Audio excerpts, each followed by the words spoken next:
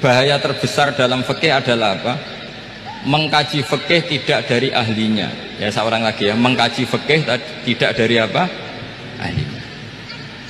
Nah, kenapa demikian? Begini, saya beri contoh.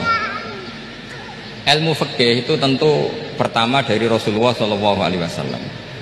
Kemudian bersanad sampai kita atau kita sampai Rasulullah. Itu ngalami sekian ijtihad yang tidak mudah. Saya beri sekian contoh. Dulu Imam Syafi'i itu sukanya sama guru yang miskin ya, karena rata-rata santri juga miskin. Jadi mesti ngidolakan guru yang miskin. Karena sesama miskinnya harus berkoalisi.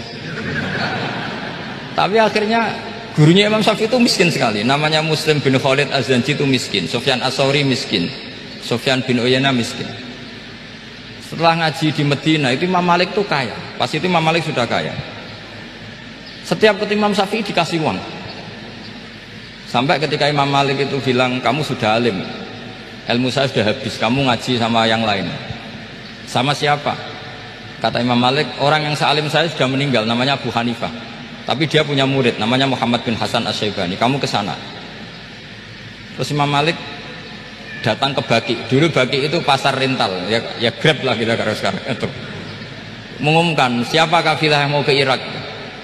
Kita ya Imam Malik, dibayari sama Imam Malik.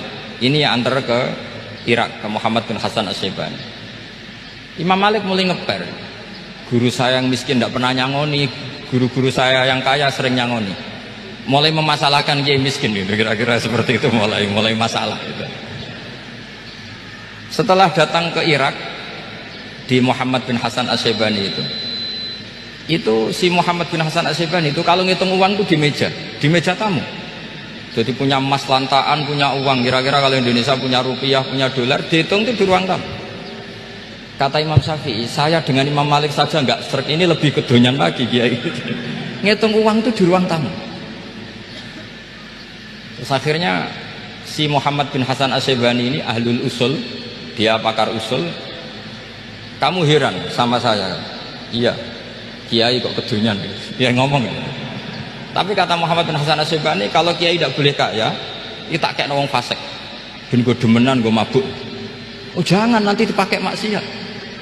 Penjenengan mawon kersane digetokan. Berarti kiai oleh sugih, mun pun angsal-angsal.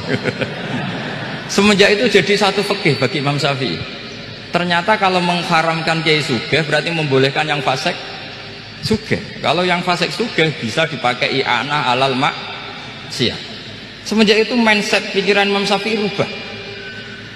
Saking rubahnya sampai beliau berpendapat orang bisa beli Alphard, kok beli carry itu haram.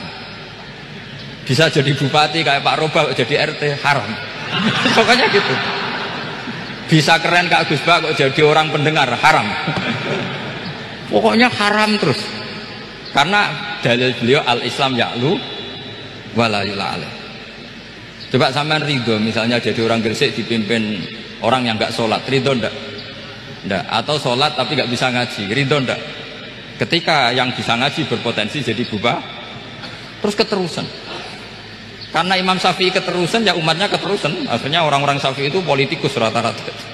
Ya, makanya sampean jangan kaget sama Barubah. Kakak saya wakil bupati itu.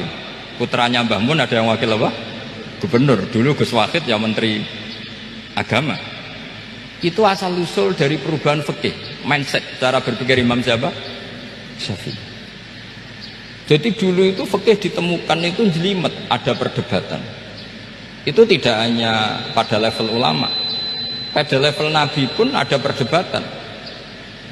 Jadi jangan kira Nabi itu tidak debat, ya debat. Nabi itu asal seangkatan itu mesti debat, termasuk debat dengan malaikat. Jadi kalau perlu ya debat sama apa? Karena malaikat itu kan lugu itu gak iso mikir. Karena kalau malaikat iso mikir bisa jadi rektor. Nanti kasihan Pak Salam ini. Malaikat gak boleh jadi rektor.